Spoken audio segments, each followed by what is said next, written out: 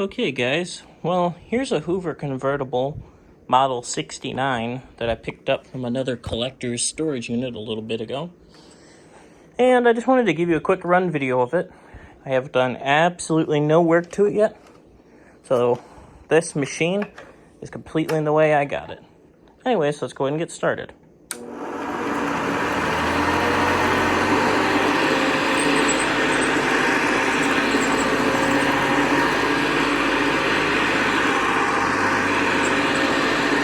Even without doing any work to it, it's doing really nice.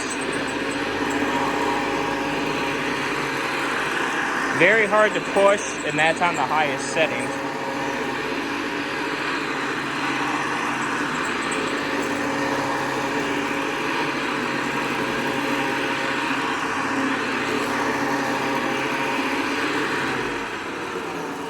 Well, it came unplugged because the cord's pretty short.